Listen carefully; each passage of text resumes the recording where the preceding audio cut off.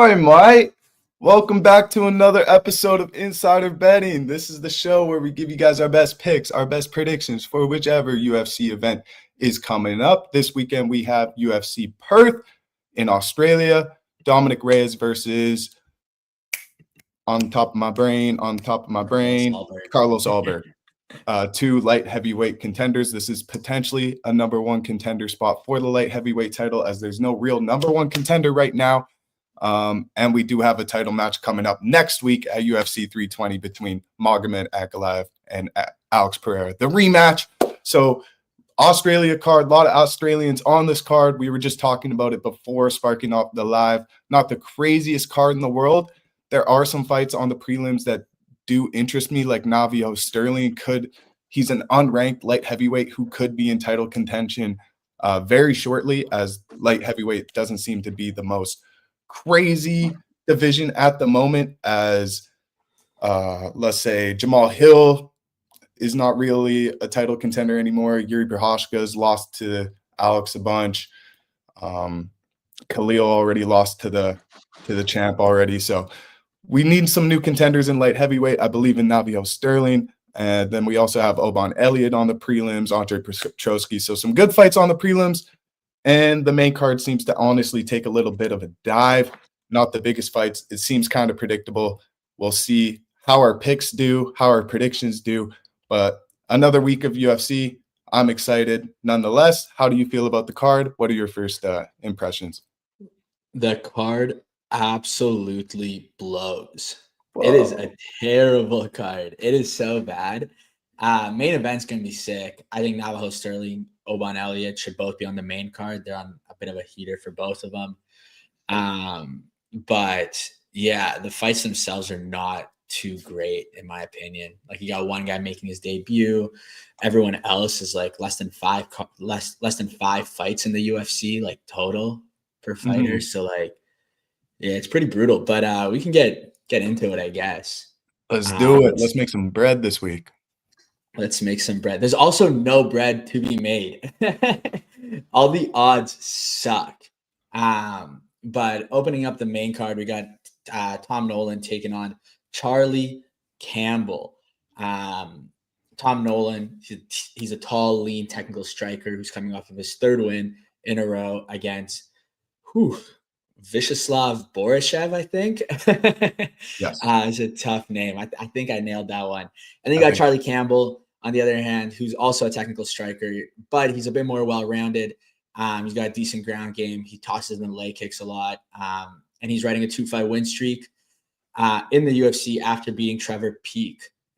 Funny enough, he was actually on Contender Series where he lost to Chris Duncan, who's now 5-1 in the UFC, so he's crushing it. But Campbell got sent back to Cage Fury, got a win, straight into a UFC debut, and he's riding a 2-5 win streak now in the UFC. It should be a decent fight overall. I don't love either of these guys. I don't think either of them have like crazy potential in the UFC, although it's pretty early to say. I think that Tom Nolan, he moves around a little bit more, where Charlie Campbell kind of sticks around the pocket, tries to get the leg kicks. He's a little bit more stagnant. And I think with Tom Nolan moving quite a bit, getting those leg kicks is going to be hard. So I think it's going to be a tough fight for Charlie, especially with the height disadvantage. So overall, I think Tom's more durable. He's the younger striker. He's 3-1 in the UFC. He's proven a little bit more technically. So I got him getting the win here. But I think it's going to go by decision. So technically it could go either way, depending on the judges. Yeah, I did say that I think a lot of these odds and like these fights are pretty predictable, but I also could be completely wrong. And I'll get into that in the next few fights as well. But Tom Nolan is just slightly more technical on the feet. I do believe that he'll probably edge this one out by a split decision win here. Charlie Campbell, 2 fights in the UFC. Tom Nolan, 4 fights in the UFC. So slight experience, slightly better technically, I believe, than Charlie. But Charlie has great output as well. So it could be a brawl. He could win a round. He could win the split decision as well, which would mean first upset on the main card here, as he's the underdog in this one. So I'm not betting this one. I would ride with Tom Nolan. if I were to be picking this one, which I will pick Tom Nolan as my official pick, but not the craziest confident pick that I've ever had in my career. He's a little younger.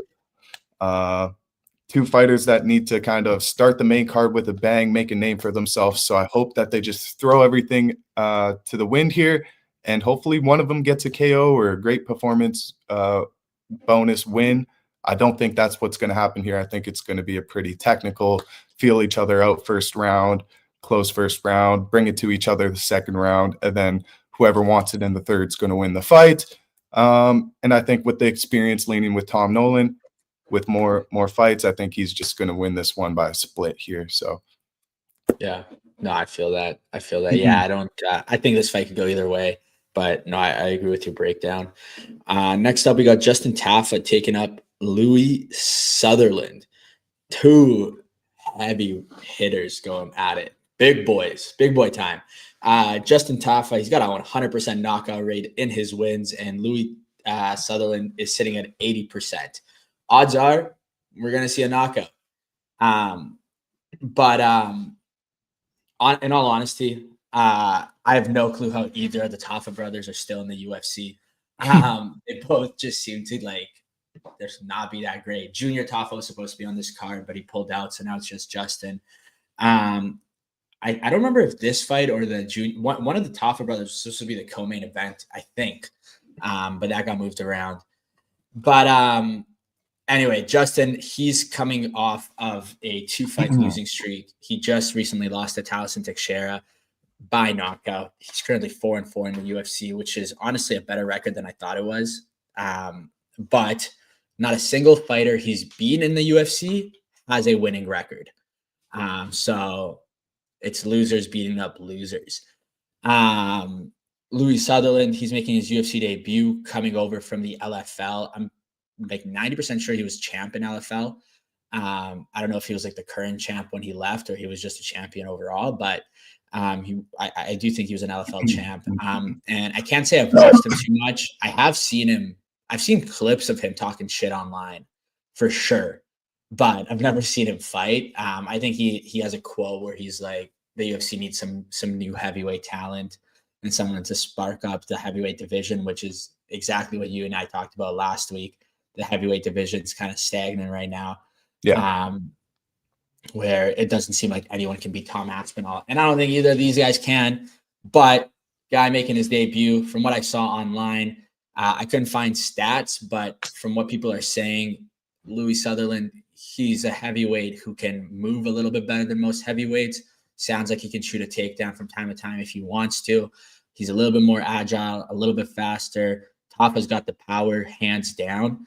But if Louis can just avoid getting put out, he should be able to pull out a win here and might even put out Justin Tafa. It's not like it hasn't been done before. So I'm going to go with Louis Sutherland here. He is the very slight favorite, but clearly the bookies think it's a 50-50 toss-up. Yeah, I feel like I could take this opportunity to totally rip into the Tafa brothers. I don't really want to do that.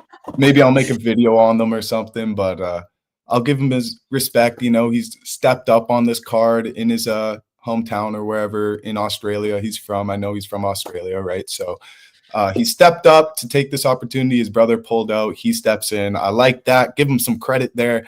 Louis Sutherland, I agree with you. I haven't seen much on him. Usually I've seen a fight or two of these fighters when they make their debut. I think I'm on the same page. I've seen a few videos of him go viral online of him calling out, saying the UFC needs some new life and stuff. So here he is. But when I did a quick Google search on him, the first thing that pops up is rugby league player, So I think Justin Tafa is going to lose to somebody who literally, when you Google their name, doesn't even pop up as an MMA fighter, which is hilarious. And if this happens and he gets sparked out early, Tafa's both should get cut. Him and his brother should just both get cut immediately, just in honor. You didn't defend your brother's honor. This is what this is. If you step in for your brother not stepping out or pulling out, you have to win. You can't take a fight and then lose, bro. That is just not okay, especially against somebody making their debut. If they make a statement performance on you, that is just what a bad look for the Toffas, and they've had a lot of bad looks in their career. Not basing this every time they step in the ring or in the octagon, it's a bad. Yeah, I'm not basing this off experience. I'm not basing this off of quality of fights they've had in the past. I'm not basing this off of skill. I'm basing this off of the Toffa brothers suck. Justin Toffa, you suck.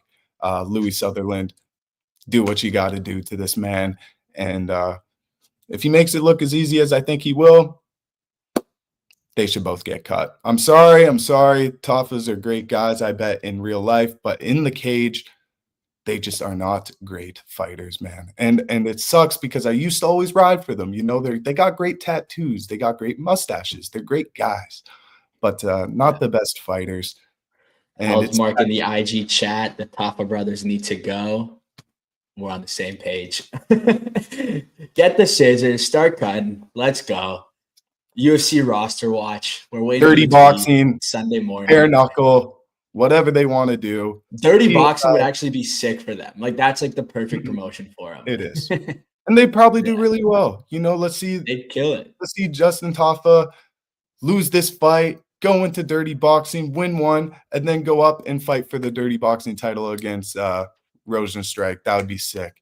You know what I mean? So I don't think his career in MMA ends here, but in the UFC, potentially it will. Louis Sutherland, let's get some sparks going in the heavyweight division. Let's see what you could do. Let's see what you bring to the table. I believe in this guy. And honestly, being a rugby athlete is one of the toughest sports in the world. And honestly, I think to be a rugby player and to be an MMA fighter, it's almost just as comparable or even harder to be a rugby player, in my opinion. So I believe in Louis. I think he's going to kick his ass, man. I think it's going to be brutal. So give me Louis Sutherland in this one. I like it a lot, probably by knockout. Yeah, I like that. Next up, we got Jake Matthews taking on Neil Magny, the gatekeeper of the welterweight division. Mm-hmm. Jake's coming off of a big win against Chidi and Njokuani. I think we all thought it'd be a much closer fight than it was, whether you picked Jake or you picked Chidi. But Jake was able to finish it in the first round with a rear naked choke. And not just the first round, and basically the first minute. I think it took him 1 minute and 9 seconds to finish that fight. So good for him. Neil Magny, though, he's also coming off of a win. We haven't been able to say that in a while, but he's big KO. He knocked out Elizeu Zaleski dos Santos. But what's it called? Yes, he got that win. He gets these types of wins against fighters he's supposed to beat. When Neil Magny fights someone his own age, he'll win. When he fights somebody younger, up-and-comer, he tends to lose. There are a couple exceptions. He's beaten Mike Malone and Phil Rowe, so I'll give him that. I do think Jake Matthews is better than those guys. Jake Matthews has beaten Phil Rowe not that long ago, only 3 fights ago. That's what started his 3-5 win streak. So yeah, there's some exceptions. Jake's better than those guys. I think Jake's is going to be better than Neil Magny. I think he's a 4-1 favorite for a reason, and I think he's going to get the win here. I think it should be honestly pretty easy for him, I hope, but we'll see what happens. I've always liked Jake Matthews. I've always thought of him as the next guy up. He's always shown improvements, but then he always just wins by a close decision. And it's like, come on, Jake, I want you to kind of put these fighters out. And then he gets that big submission in the first round, calls out Neil Magny, which I like a lot because he is looked at as the gatekeeper, right? And he was coming off of a knockout in his last performance against Dos Santos. Although Dos Santos was 38 years old, you know, he wasn't in the prime of his career. Neil Magny kind of sparked him out there. I liked it. Will Neil Magny spark out Jake Matthews? Probably not. I'd like to believe in Neil Magny here, but the right pick is Jake Matthews, the younger guy, showing more improvements, showing that he wants he's going to be calling out bigger and badder names every time he gets a win in the octagon. I think this one is going to be like a kickboxing fight, but if Jake Matthews does get frustrated on the feet, he does have the ability to start grappling, shooting takedowns, where Neil Magny will be in the defense mode most of this fight. Jake Matthews is going to be on the kill. I'd like to see Jake Matthews knock out Neil Magny here, although I am a Neil Magny guy. I think that is possible if you're a betting man to take Jake Matthews by KO. He's been manifesting this throughout his career. I wouldn't be surprised if that's what he wants in this one, a KO win. If you look at his record right now, you don't see those KOs on his record. This one is kind of a setup for that in Australia, where he's from.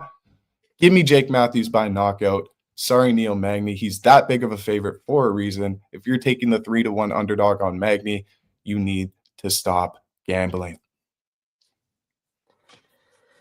Yeah. Agreed.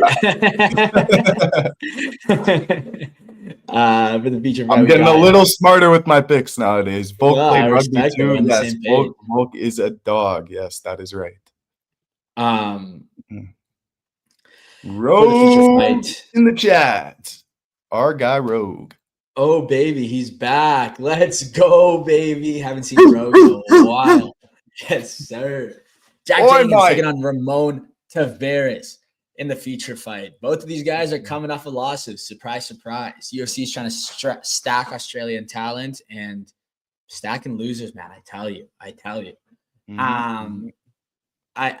It's actually crazy how bad the Australian fight scene is right now. Like on this card, besides Carlos Ulberg and besides Jake Matthews, you can pick any of the Australian guys to lose if you wanted to. But just somehow they're matched up against worse opponents. So the UFC is really pushing for them. But both of the most recent wins for Jack Jenkins comes against Herbert Burns and Siri Saidi for Ramon Tavares, where he got his get back after losing to Saidi on Contender Series. Jack Jenkins, he's pretty well-rounded. He'll keep the fight. He'll keep the forward pressure on the feet. And he'll probably land some shots, maybe mix in a few takedowns. You see that he almost averages 2 per fight there. As for Ramon, he's a fast striker. He's got a lot of speed. Question is, can he keep up the pace? But the bigger issue is that he's just kind of looking to land big shots a lot of the time. And if he lands, Jack Jenkins is in trouble. I don't think he'll land. He only lands 4 shots for every 7 times he gets hit.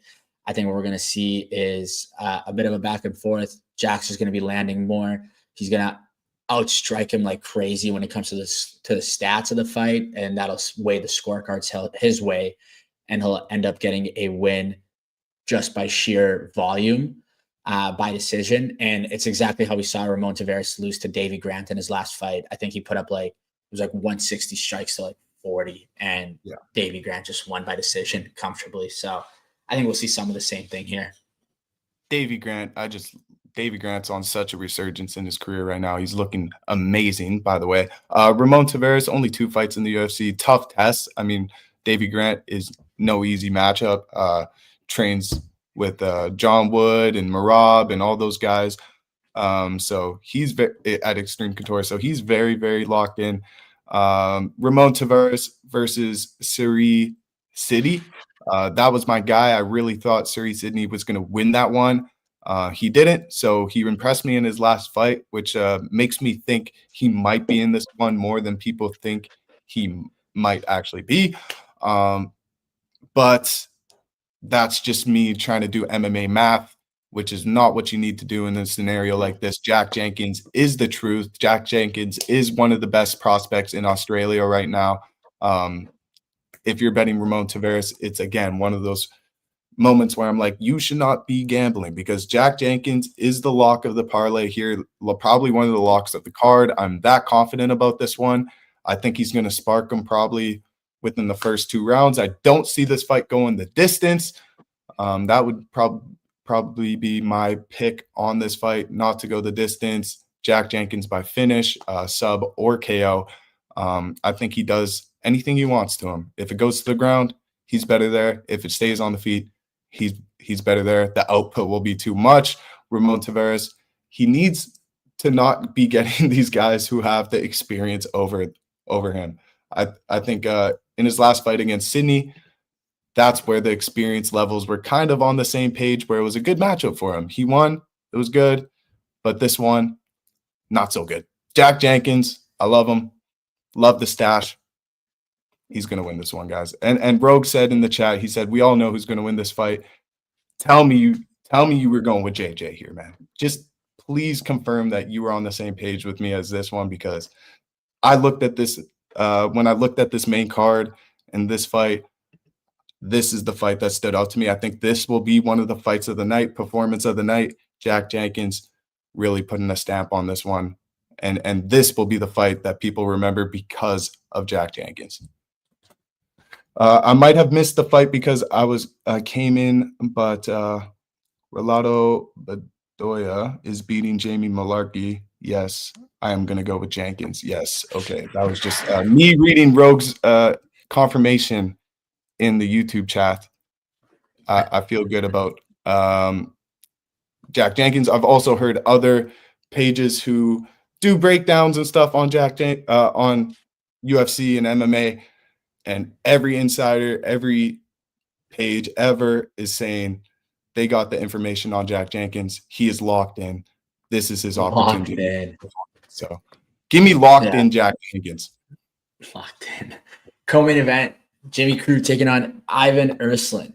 Jimmy Crute kind of gives me Theo Von vibes, but that's just me. Every time I look at his picture, I'm like, yo, that's Theo. I know it's like not that close, but something about like the mullet and the rough. Yeah, Jimmy Crute gives me like JV vibes. Baseball player in elementary school who begged his mom to let him get a mullet and is just rocking it. Like anybody who wears mullets and is past the age of 13 years old, it's just not the look, man. It's just not. So that's who in Australia. It's everything, bro. Everyone's rocking a mullet in Australia. Different cultures, man. Different cultures.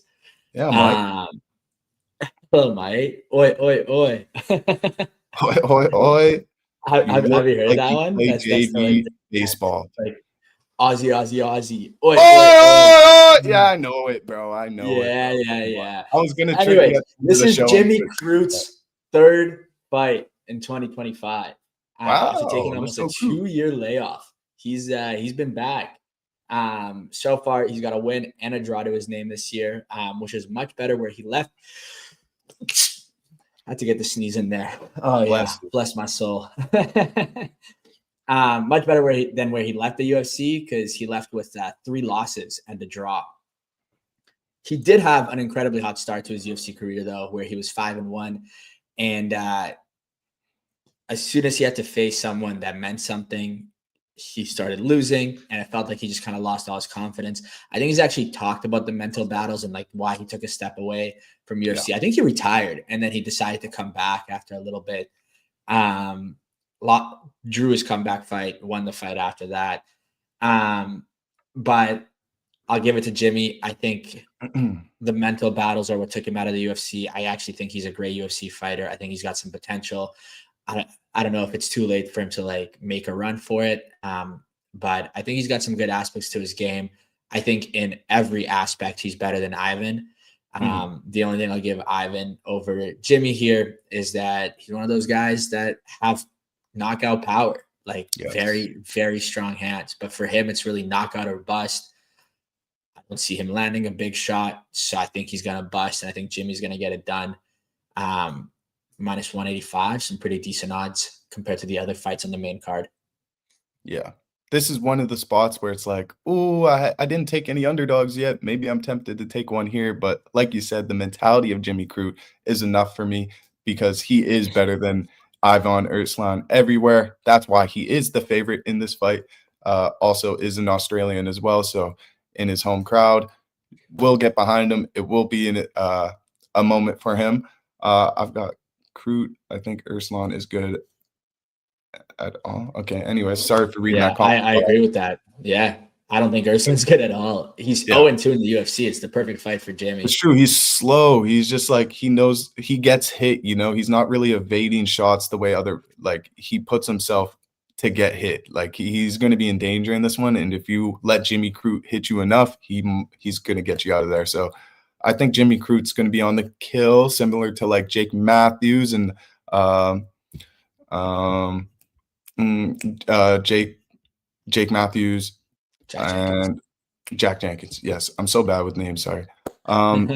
But yes, I do think that these Australians are going to come to kill in this main card. Also, moment, let's just give it up for what a co-main event. What a great co-main event for a card. Jimmy Crute versus Ivan Urslan. Wow. This is fight card of the year right here, guys. This is I amazing. honestly, I don't understand the UFC's decision making here. Navajo Sterling, he's your next up superstar from Australia. You put him on the prelims. Yeah. Oban Elliott has picked up some big wins recently as well. I think like both of those guys should be Coming on the off a main hard card. loss, I think, but yeah. Right. I think we were there for his loss, weren't we? I'm not too sure. No? Vegas? No, I don't think he fought in Vegas. No, I'm trying to. We did we see him fight? I don't know. Anyway, I'll let you keep going. I remember when he lost, but yeah, that's pretty much it, man. Jimmy Crute's gonna murder this guy, man. It's if you want to make a KO Jimmy parlay Crute on these Australians on the main card, I think Jimmy Crute KO, Jake Matthews, and say it again, Jack Jenkins by KO, man. I think all three of those guys have a fair chance of getting KOs. So I think a 3-leg KO parlay for the main card to spice things up a little bit. That's where I'm going to be sitting with this one. Rogue in the chat here. I haven't been impressed with Navajo Sterling. He's decent, but I'd say Bellato is live as hell. 100% agreed with you. I think people expected Sterling to come in, knock people out. He went to a couple decisions. And so he might not be as good as he was hyped up to be. I'm saying is that he's got way more hype behind him. When you compare him to any other guys on the main card. So like, I feel like he deserved the main card spot. I'm not saying co-main event, but somewhere on the main card. And Oban Elliott, you're right. He's coming off of a loss. He was 3-0 in the UFC up until that. And I was right. I saw him in New York at UFC 309 when it was there you go. Ron Jones versus Stipe Miocic. And I saw him get the knockout win there. And the crowd kind of went crazy. I actually disagree. I don't think Bellato's live. Did you see his last fight against Paul Craig? He literally faked being knocked out and then coming back alive and like fighting the ref and stuff. Bellato's washed, man. And Navajo Sterling actually is really good. He trains at CKB. He trains with great fighters, and he has a really good fight stance, fight style. He just didn't really get to show this style off in his fights because the competition in the UFC is really hard. So he kind of just had to get the ring rust off, which is what he has done. I think this will be one of those fights where if he knocks out Bellato or has a big performance against Bellato, people are going to be like, oh, okay, I knew he could have done that. I knew he had the potential. It's good to see that he finally is coming into his own, and this is that opportunity for him again in his own home crowd where Bellato is probably going to be jet lagged or whatever and have another excuse. So I think it's a great fight for Navajo Sterling, and I think he will take advantage of it. Yeah. Doesn't hit hard. Navajo Sterling does hit hard. I think he's going to prove that in this one, man. I think he's going to prove it. Main event, Carlos Ulberg taking on Dom Reyes. I'm curious to see how you do in this one. Bro goes LOL. Who you're picking in this one. Hey, shout out to the Instagram chat, man. Appreciate that. What up, Anas?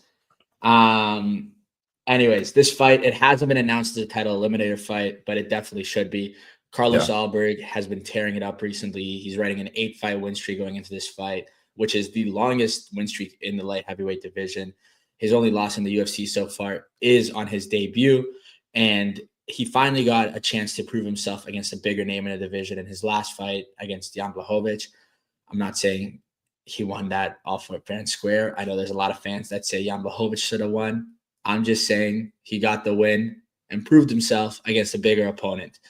Jan's been in the title contention multiple times, just kind of always in the top 5, somehow sticking around. But I love to see it. Dom Reyes has also been tearing it up. After a 2-year layoff, he's currently riding a 3-fight win streak, all 3 fights by KO or TKO, 2 of those in the first round. The other one went to the second round, so he hasn't gone to a third round since being back. But issue is Carlos, he's definitely the more technical striker in this matchup. I don't think he's going to rush forward. He's not going to go for the KO shot. I think he's just simply going to keep up the pressure, land a few shots, try to win round by round, and kind of take it that way.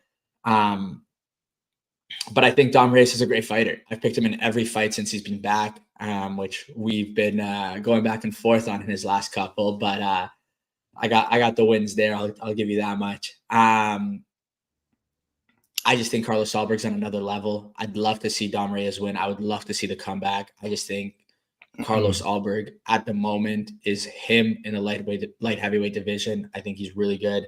I don't think he's going to knock out Dom Reyes, although there's always the potential of that. I do think it'll go to decision. And yeah, I got Carlos Ulberg getting the win here, minus 250 for a reason. But I would not be upset with Dom Reyes winning, and B, I definitely see like a possibility for him to win. I just think that when you look at these guys overall, Carlos Ulberg is better and will get the win. Lisa on kick, amazing. Thank you for tuning in. I agree with you. Carlos Ulberg is on a different level right now. But I love the resurgence we're seeing from Dominick Reyes. I love this matchup. It is the most exciting fight on this card. Let's quickly read some YouTube chats here. Having trouble with this fight. I don't think it's going to decision. Ulberg's legs kicks will force Reyes to attack and somebody will get slept. I like that kind of breakdown there from Rogue. I'm going to show that to the chat there. But yeah, I'm also it's hard for me. This is a heartbreaker for me because in the light heavyweight division, there's not any really new top 5 competition. And this is the fight that breaks in these new guys to the title contention.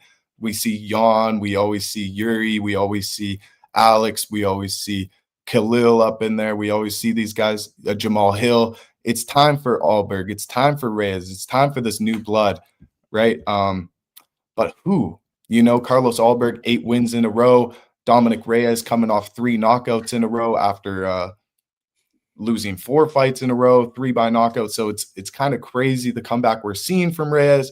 Not the toughest level of competition. We got Dustin Jacoby, Nikita Krylov, Anthony Smith that he knocked out.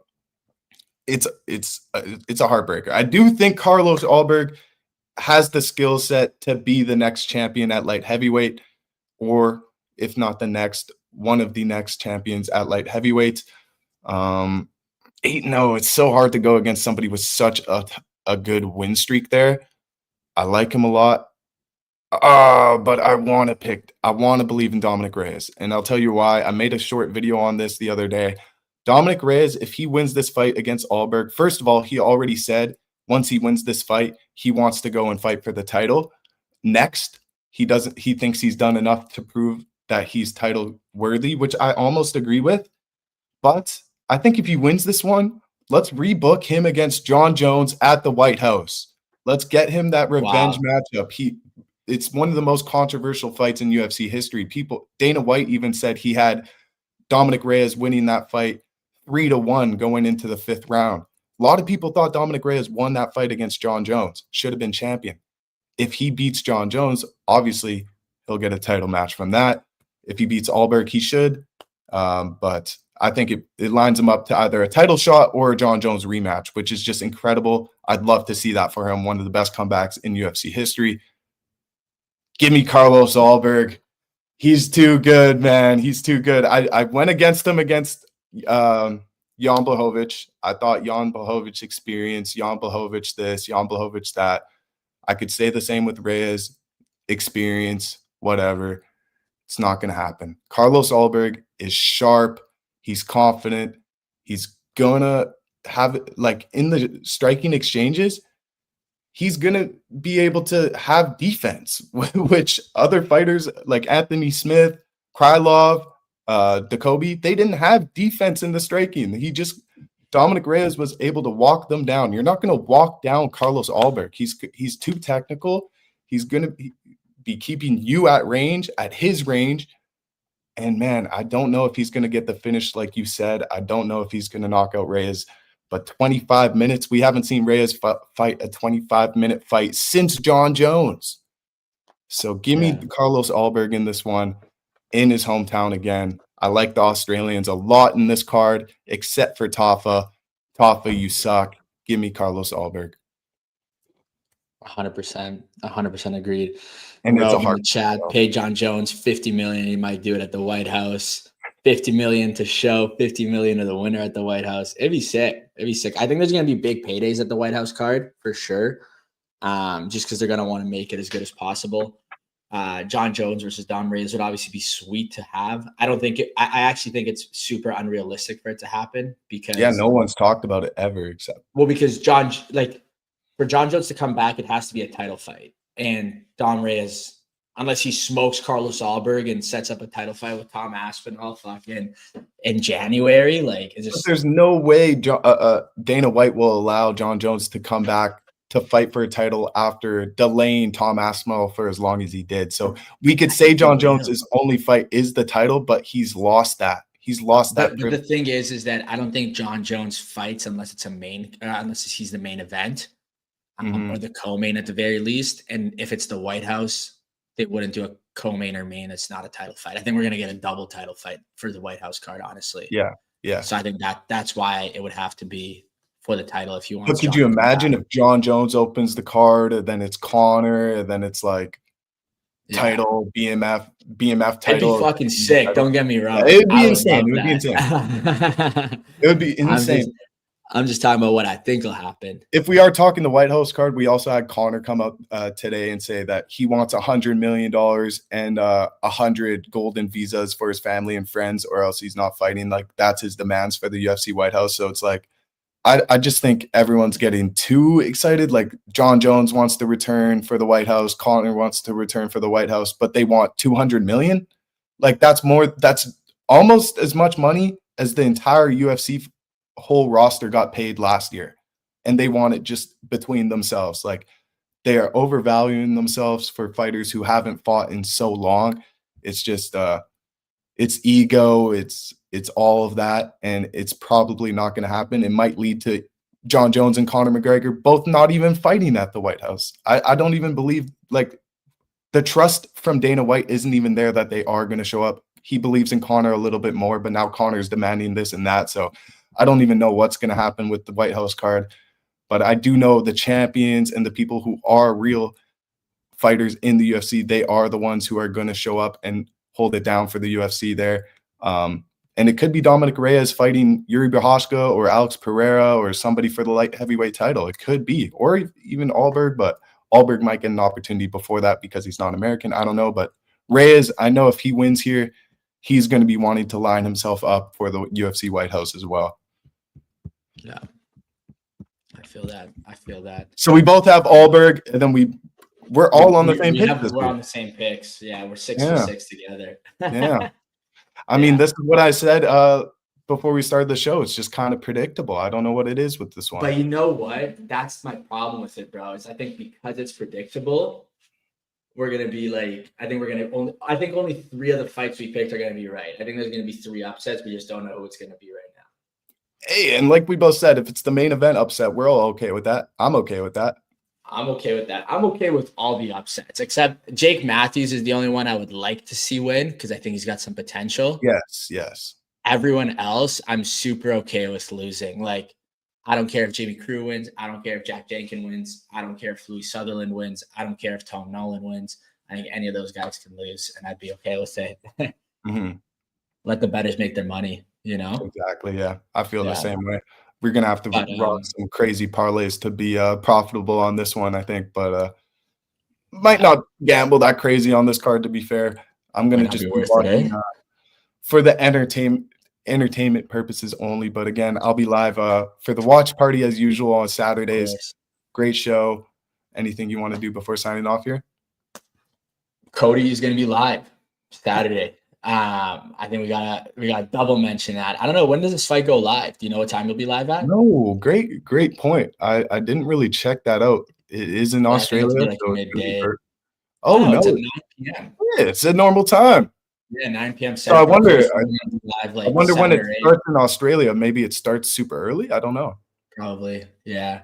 But Cody's gonna be live for it. Next week we actually have some sick fights. We have UFC 320 next week, which is finally, because UFC has been so stale for the past month. But you got Magomed Ankalaev taking on Alex Pereira in the main event. You got Merab Dvalishvili taking on Corey Sandhagen in the co-main.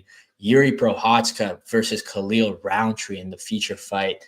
Josh Emmett, Yusuf Zalal, also a great fight. Joe Pyfer versus Abu Magomedov, also a great fight. So that main event, or that main card, is going to be sick.